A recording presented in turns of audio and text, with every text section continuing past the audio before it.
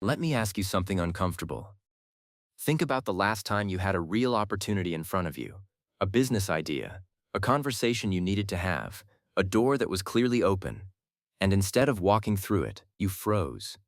You told yourself you needed more time, more preparation, maybe more money, maybe a sign. But if you're honest, and I mean really honest, it wasn't any of those things, was it? It was fear, and here's what nobody tells you. That fear didn't just cost you that moment. It cost you the version of your life that was waiting on the other side of that decision.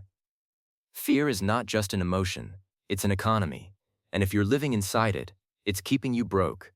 Not just financially, spiritually, emotionally, relationally, broke in every dimension that matters. So today, we're going to talk about the one force that has been documented across thousands of years, across every culture, every psychology textbook, every comeback story, as the antidote to fear.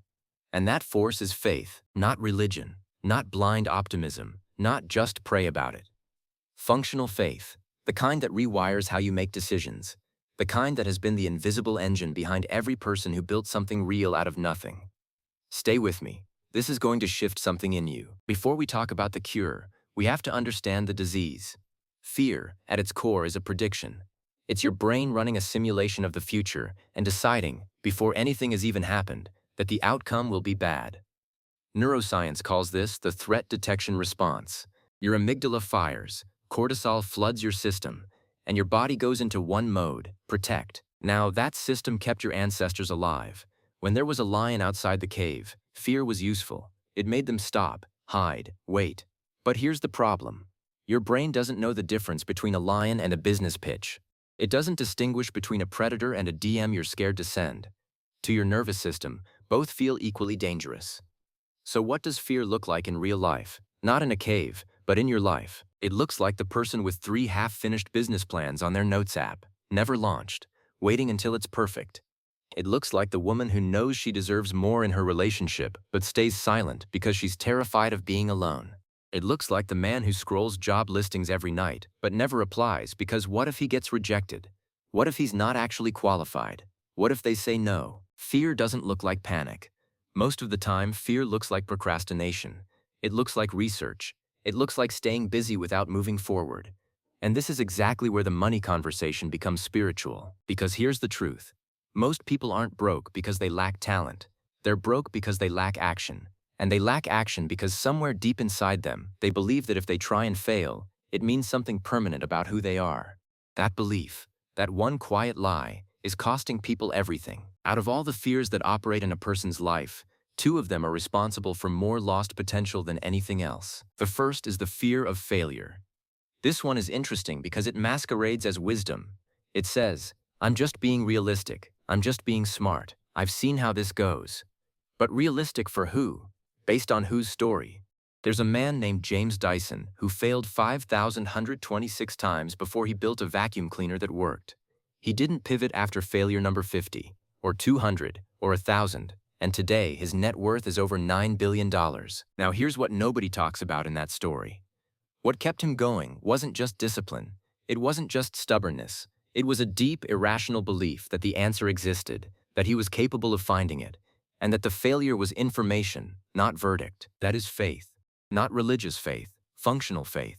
The kind that says, I don't have proof this will work, but I believe in the direction, and I will keep moving. Fear of failure says, the result defines me. Faith says, the result teaches me. The second fear is more subtle. It's the fear of judgment. This one lives in the comments section of your mind before you ever post anything, before you start anything, before you tell anyone your dream. It sounds like, what will people think? What if I fail publicly? What if they laugh? What if I build something and it doesn't work and everyone sees? This fear is social, and it is devastating. Because the people you're afraid of judging you, most of them are paralyzed by the exact same fear. They're not watching you as closely as you think. And the ones who are, the critics, the skeptics, the people who will talk, they're standing still. Nobody builds anything significant from the sidelines. Here's where everything turns. Because you might be sitting there thinking, okay, I know fear is the problem. I've known that, but knowing it hasn't fixed it. And you're right. Information alone doesn't move people. If it did, Everyone who watched a motivational video would be a millionaire. What actually moves people is a replacement. You cannot remove fear by fighting fear. You fight fear with something bigger than fear. And that is where faith becomes a system, not a sentiment. Think of faith not as a feeling, but as a framework for decision-making under uncertainty.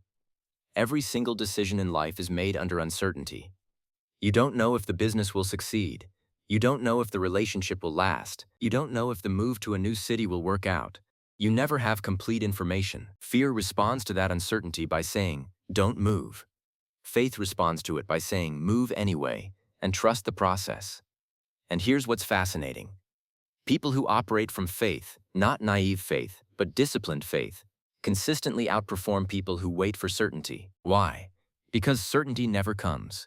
Every entrepreneur who's ever built something significant made the first move before they were ready. Every person who transformed their life did the scary thing before the fear went away. They moved through fear, not after it. But there's a practical component here that most people miss. Faith isn't passive. Faith is not let go and let God while you sit on your couch. Real faith, the kind that produces results, is active. It's the decision to do the thing while trembling. It's the discipline to show up when you have no evidence it's working. It's the refusal to let your worst-case imagination become your operating reality. Let me give you a framework. 3 components of functional faith. 1. Conviction without proof. You believe something is possible before you have evidence, not because you're delusional, but because every creation starts in someone's imagination before it appears in reality. 2. Action before readiness. You stop waiting to feel confident. Confidence is not what precedes action. Confidence is what follows action. Every person who seems fearless, they're not. They just act before the fear has time to talk them out of it. 3. Interpretation that builds. This is the most powerful one. Faith reframes what failure means. Instead of "this failed, therefore I'm a failure," faith says "this failed, therefore I'm closer." Every closed door is directional information. Every rejection is an edit, not an ending. Those 3 things, practiced consistently, are what separate people who build from people who watch. I want to paint you a picture of 2 people. 2 people. Same age, same background, same talent. One of them lives inside fear. Not dramatic fear, quiet fear. The kind that says "not yet." He spends 3 years learning, preparing, waiting for the right moment. His notes app is full. His knowledge is deep. And by year 4, he's still in the exact same position. But now he's bitter. He resents the people who moved and succeeded. He tells himself the system was rigged. The difference between them was not talent. It was not resources. It was the decision, made quietly every single day, to act from faith instead of fear. And that decision compounded. One produced paralysis. One produced a life. Before faith becomes your operating system, life feels like you're waiting for permission, waiting for the sign, waiting for someone to believe in you before you believe in yourself. After, and I mean when you really internalize this, life feels like motion, like you trust the floor to hold you even when you can't see it. You stop needing certainty to take the next step. You start pitching the idea. You start the account. You have the conversation. You apply for the thing. You stop editing your dreams down to the size of your fears. And here's the spiritual layer, the one that sits underneath all of this. There is something that responds to the movement of faith. Call it God. Call it the universe. Call it momentum or aligned action. Whatever framework you hold, something responds when you stop waiting and start moving. Doors open that weren't even on your radar when you were standing still. Not because the path was handed to you, but because you became the kind of person who could walk it. Fear keeps you broke because it keeps you frozen. And frozen people don't build. Frozen people don't earn. Frozen people don't become. But faith, real, active, disciplined faith, is a decision you can make right now. Not when you feel better, not when the situation is clearer. Now, you don't need to have it all figured out. You just need to take the next honest step and trust that you were built for more than you've allowed yourself to try. The version of your life you keep imagining late at night? It's not a fantasy, it's a map. And fear has been telling you not to follow it. It's time to stop listening to fear and start moving in faith. If this video reached something in you, don't just feel it, act on it. Right now, subscribe to this channel before you click away. Pick the one thing fear has been holding you back from. Write it down, then take one step toward it today, just one. And if you want to go deeper on how to build the mindset that makes this possible, The next video is already queued up. Watch it. I think it'll change the way you see yourself. I'll see you there.